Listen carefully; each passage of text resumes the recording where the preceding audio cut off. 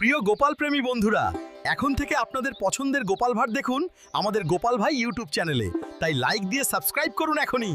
আজকে গিন্নি কাঁচা লঙ্কা দিয়ে কুচো চিংড়ির ঝালটা যা বানিয়েছিল না, খেতে খেতে দেরি হয়ে গেল। গোলগাপ্পি দেওয়ার আর জায়গা পাও না না? বিশ্বাস করুন, সত্যি খুব ভালো রান্না করেছিল গিন্নি। তাই আবার আরেক হাঁড়ি ভাত চড়াতে বললাম। আর সেটা খেয়ে আসতেই তো দেরি হয়ে গেল। আরো এক হাঁড়ি? মহারাজ কিছু মনে করবেন না, এই পাঠশালা বন্ধ করে সব গুছিয়ে তবে এলাম। সুপ্রভাত মহারাজ। সুপ্রভাত মহারাজ। প্রভাত আজকে আর শুনেই তোমরা সবাই এত কুঁড়ে হয়ে গেছো যে কি বলবো। মহারাজ, এই কুড়েমির আসল কারণ হচ্ছে চর্বি। কথায় আছে, যত বেশি চর্বি তত তাড়াতাড়ি মরবি। আপনি কি বলতে চাইছেন মন্ত্রী মশাই, যে আমি তাড়াতাড়ি মরে যাব আর আপনি মজা দেখবেন? ঠাকুর ঘরে কে, আমি তো কলা খাইনি ব্যাপার হয়ে গেল। গোপালের একদম মোক্ষম জায়গায় আঘাত লেগেছে, যাকে বলে ওই আঁতে ঘা। তুমি বেশি কথা বলো না বৈদ্য, ছুঁচ করে চালুনির বিচার। হ্যাঁ, বৈদ্য তো দেরি করেই এসেছে। আমার মনে হয় প্রত্যেককে এমন ভাবে প্রশিক্ষণ দেওয়া দরকার যাতে তারা একটু চনমনে হয়ে ওঠে। হ্যাঁ মহারাজ, তাহলে আগামীকাল থেকেই শুরু হোক ব্যায়াম আর অস্ত্র শিক্ষা। হ্যাঁ, কুঁড়ে থাকলে রাজ্যের কোনো বিপদ আপদেই সভাসদেরা কাজে আসবে না। ঠিক বলেছেন মহারাজ। তাহলে আর দেরি কেন, চলো সবাই এখনই আমরা মাঠে যাই। এই তো মহারাজ ভরপেট খেয়ে এলাম, এখনই মাঠে? ও সব অজুহাত দিয়ে লাভ নেই, চলো চলো চলো।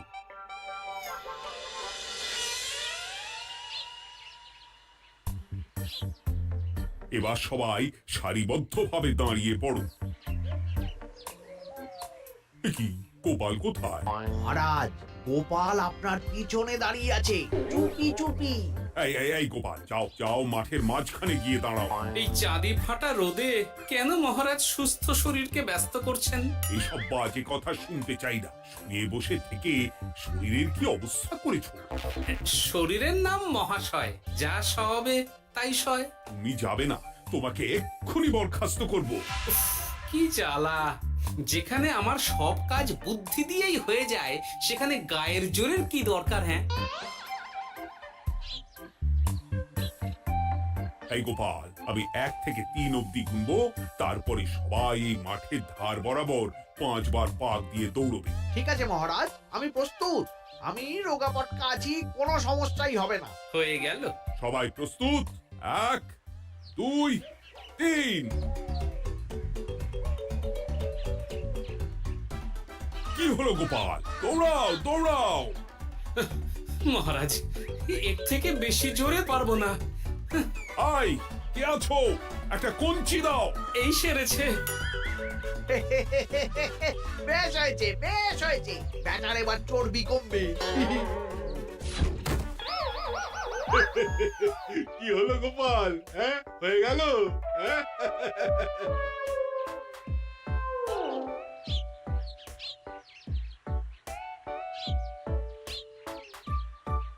এই গুলটে, কুটি, আমাদের দাদু উল্টে গেছে।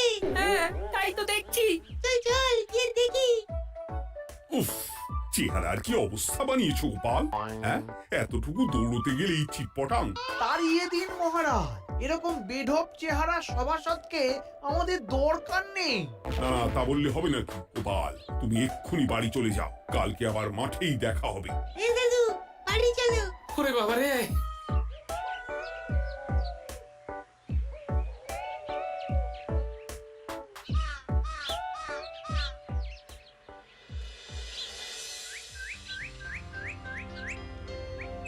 আরে দূর ছাতার মাথা, তখন থেকে জল খেয়েই চলেছ।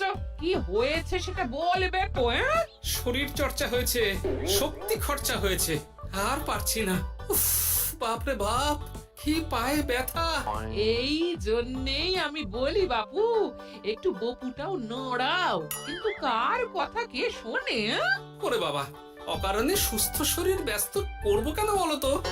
বেশি নড়াচড়া করলেই আয়ু কমে যায়। তোমার এই বাজে কথা কোন শাস্ত্রে লেখা আছে শুনি?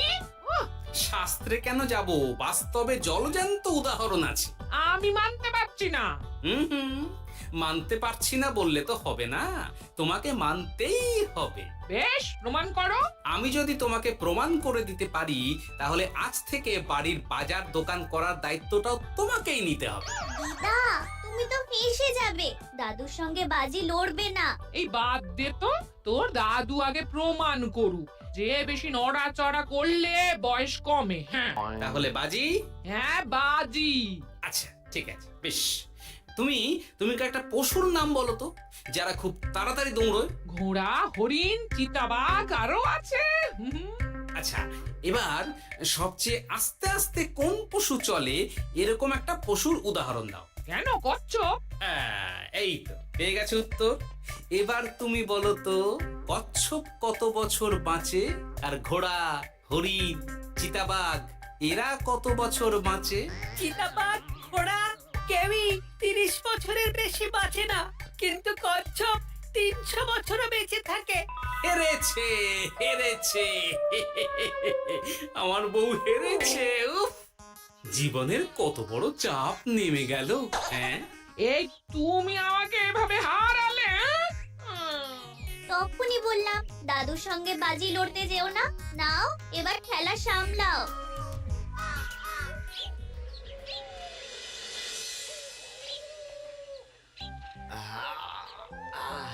আরো ভালো করে মালিশ কর।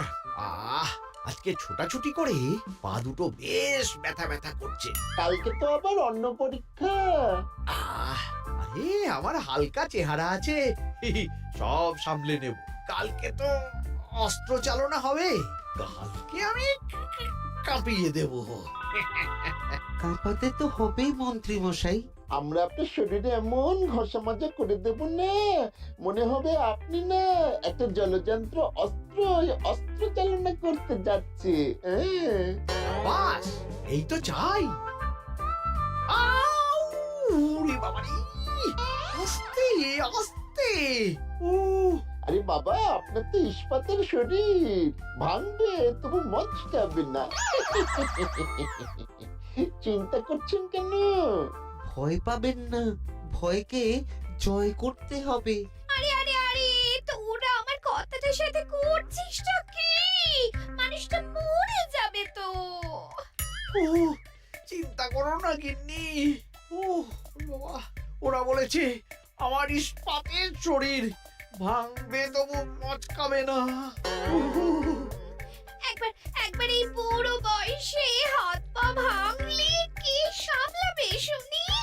মন্ত্রী মশাই, আমাদের বকশিসটা দিয়ে দিন, আমরা কেটে পড়ি।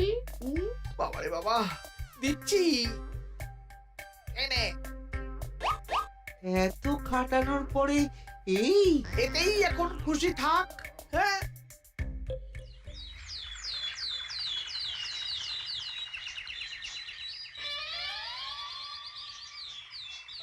এবার তোমাদের সকলকে অস্ত্র শিক্ষা দেওয়া হবে। উফ, রোজ রোজ কি জ্বালাতনে পড়েছি, বাপরে বাপ।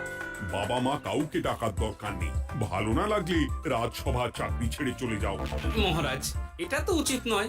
যে যেটাই পারদর্শী তাকে সেটাই করতে দিন না। একটা বাঁদরকে যদি আপনি বলেন শিকার করে মাংস খেয়ে দেখা, সে কি পারবে মহারাজ? মহারাজ, গোপাল একটু বেশি কথা বলছে, ওকে আপনি বের করে দিন। আমি তোমার কথাই বলবো না গোপাল, তোমাদের সবাইকে এখন অস্ত্র শিক্ষা শিখতেই হবে। মহারাজ, মহারাজ, গোপাল একটু বেশি কথা বলছে, ওকে আপনি বের করে দিন। আমি তোমার কথাই বলবো না গোপাল, তোমাদের সবাইকে এখন অস্ত্র শিক্ষা শিখতেই হবে। কর্তার ইচ্ছায় কর্ম, এখন তো আমার আর কিছুই বলার নেই। তাহলে আর দেরি কেন, তোমরা সবাই একটা করে ঢাল আর একটা করে তলোয়ার তুলে নাও। সেনাপতি, বলুন মহারাজ। তুমি সকলকে অস্ত্র শিক্ষা দেবে, তলোয়ার চালানো শেখাবে। এক এক করে প্রত্যেকে তোমার কাছে যাবে আর এক এক করে তুমি সবাইকে তলোয়ার চালানো শেখাবে। আচ্ছা মহারাজ, তাহলে ওই সবার প্রথমে চলে আসুন মন্ত্রী মশাই। হ্যাঁ, আমি প্রস্তুত। আমার শরীর ইস্পাতের মতো, ভাঙবো তবু মচকাবো না।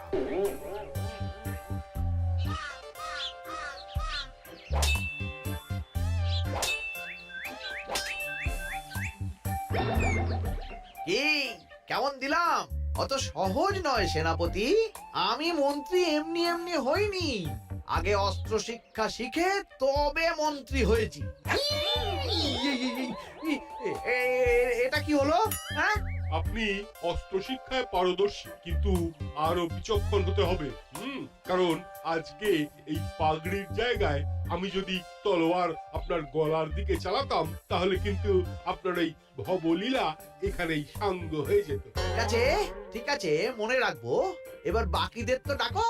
হ্যাঁ, এরপরে তলোয়ার চালানো শিখতে আসবে গোপাল। গোপাল দাদু, গোপাল দাদু। বাবা বাবা বাবা, গোপাল তুমি আবার দল বল নিয়ে এসেছো। দেখি তোমার কত দম। গোপাল, তুমি প্রস্তুত হও। হ্যাঁ হ্যাঁ, আমি প্রস্তুত। ওরে বাবা রে, এ তো ভয়ানক চাপের কাজ, আমাকে বেশ বেগ পেতে হচ্ছে। সামলাও গোপাল।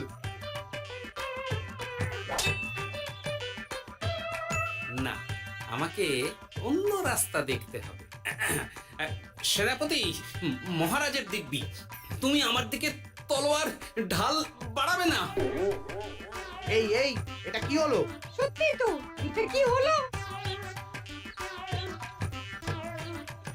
গেল গেল গেল গেল গেল গেল গেল, দুটিটা খুলে গেল গো। দেব নাকি এবার কুচ করে কেটে? জিতে গেছি, জিতে গেছি। এটা কি হলো? শত্রুপক্ষ কখনো কারো দিব্যি শুনবে না। আর সেনাপতি, তুমি কি ওখানে দাঁড়িয়ে দাঁড়িয়ে মজা দেখছো? আমি কি করব মহারাজ, গোপাল যে আপনার দিব্যি দিয়ে দিল। গোপাল বেটা খুব চালাক। তাহলে এখন উপায়? ওসব গোপাল তোমাকে বোকা বানাবার জন্য করেছে। তুমি ধুতি ঠিক করে আবার লড়াই চালিয়ে যাও। যথাজ্ঞা মহারাজ।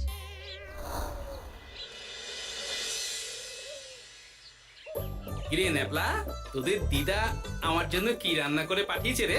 এই তো ভাত, আলু সেদ্ধ, এই পুঁই শাকের ঝোল আর রুই মাছের ঝাল। আর তোদের যে তোষক, বিছানার চাদর আনতে বলেছিলাম, এনেছিস তো? ওই তো দাদু, পুটির উল্টে আর বাকিরা সবাই ধরাধরি করে নিয়ে আসছে। ব্যাস, তাহলে তো আর কোনো চিন্তা নেই। খেয়ে একটা জব্বর ঘুম দেব, কারণ এখানে যা রঙ্গ দেখছি তাতে বিকেল হয়ে যাবে। তলোয়ার শিক্ষা আজকের মতন এইটুকুই থাক। এবার শুরু হবে বল্লম শিক্ষা। সবাই আবার আগের মতন সারিবদ্ধভাবে দাঁড়িয়ে পড়ো।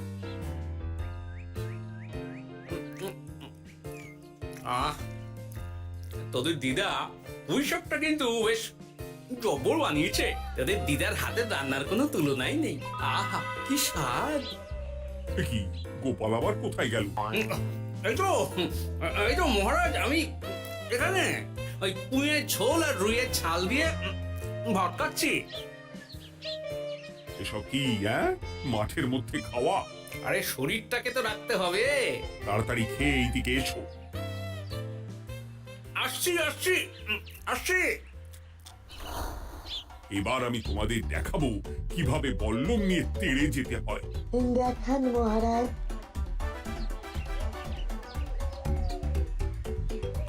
এ তো খুবই সোজা মহারাজ। ঠিক আছে, তাহলে বল্লম নিয়ে তেড়ে যাও দেখি। দিন, আপনার হাতের বল্লমটাই দিন।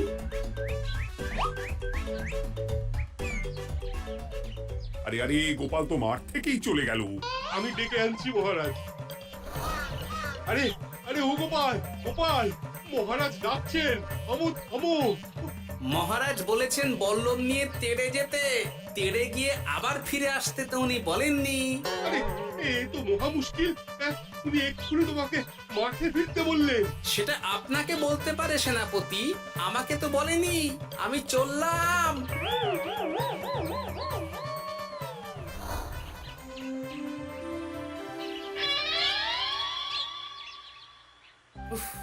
বাবারে বাবা, কি ঝক্কি! অনেক বুদ্ধি করে মাঠ থেকে খাটে চলে এসেছি। আমি আর উঠছি না। এ কি বলি, তোমাদের তো এখন অস্ত্র শিক্ষা নেওয়ার কথা। হ্যাঁ, তোমার বলা নেই, কোয়া নেই, অমনি বাড়ি চলে এলে। আরে বাবা, ওইসব অস্ত্র শিক্ষা মানেই সুস্থ শরীরকে ব্যস্ত করা, অসহ্য খাটনি, অযথা কষ্ট। কষ্ট করলে তবেই কেষ্ট পাওয়া যায়। হ্যাঁ, তোমায় আমি আগেও বুঝিয়েছি, যেখানে বুদ্ধি কথা বলে সেখানে দেহের শক্তি নীরব দর্শক গিন্নি। আরে বাবা, সে না হয় বুঝলাম, কিন্তু মহারাজ তো ভালোর জন্য সবাইকে অস্ত্র শিক্ষা দেওয়ার চেষ্টা করছে না? আরে বাবা, যার যা কাজ তাকে সেটা করালেই পারে। মহারাজ তো সেটা বুঝতেই চাইছেন না। আমি এখন ঘুমো।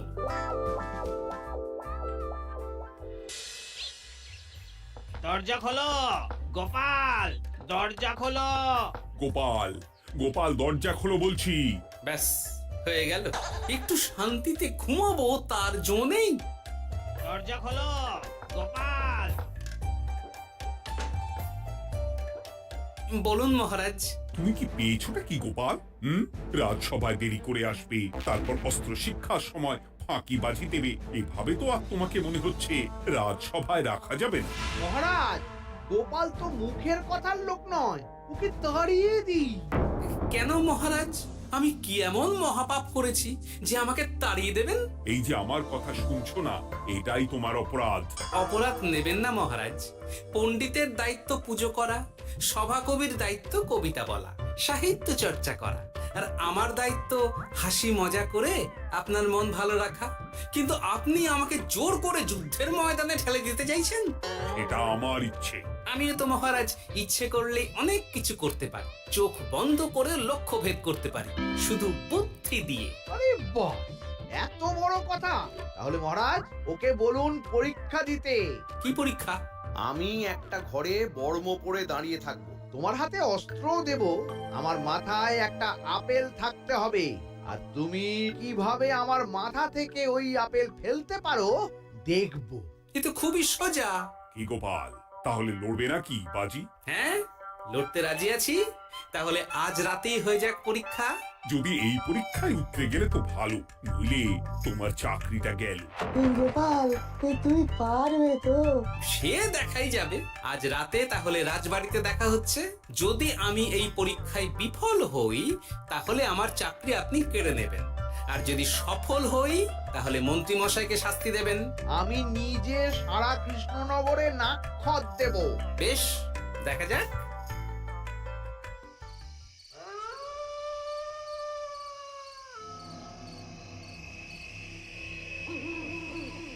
কি মন্ত্রীমশাই, ব্যবস্থা সব ঠিকঠাক হয়েছে তো? হ্যাঁ, এবার শুধু গোপালের পরীক্ষার পালা। আমি তাহলে বাইরে গেলাম, গোপালকে পাঠিয়ে দিচ্ছি।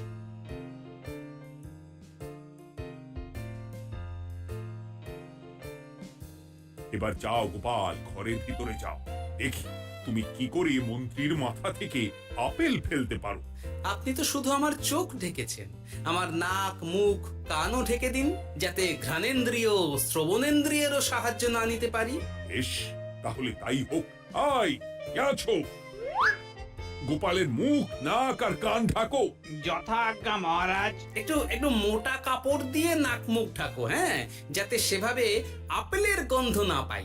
বেশ বেশ।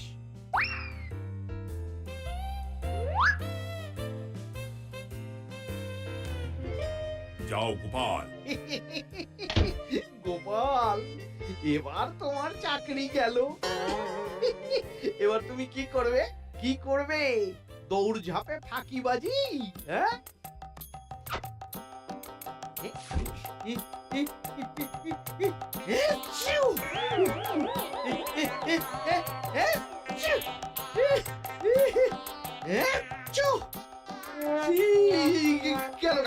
গেল, আপেল পড়ে গেল। আপেল পড়ে গেল? মহারাজ, এর মধ্যেই গোপাল আপেল ফেলে দিয়েছে। ঘরের ভেতরে চলো।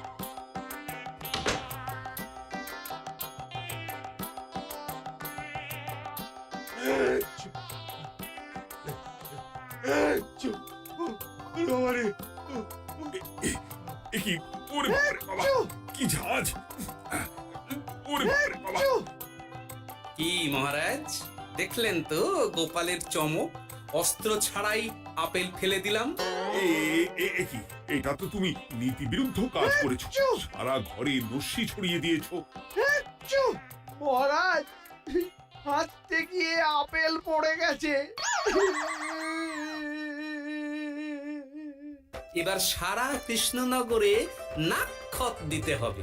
সত্যি সত্যি গোপাল, বুদ্ধি তো তোমার জুড়ি মেলা আভার। আমার নাম গোপাল ভাঁড়, একটা কথা মনে রাখবেন, কেউটে সাপের লেজে পা দেবেন না, আর গোপালের কাজে বাধা দেবেন না। যে কাজ বুদ্ধি দিয়ে করা যায় তার কাছে শক্তি ছোট্ট শিশু মাত্র। সত্যি গোপাল, আজ তুমি সেটাই প্রমাণ করে দিলে। আর আজ থেকে তোমাকে তোমার ইচ্ছার বিরুদ্ধে খাটাবো না। তুমি খাও দাও, বুড়ি বানাও। যার যা কাজ সে তাই করবে। যেমন এখন মন্ত্রী মশাই নাক্ষত দেবেন। হ্যাঁ, ভুল করে বাজি ধরে ফেলেছি, এখন নিজেই চাপে পড়ে গেলাম।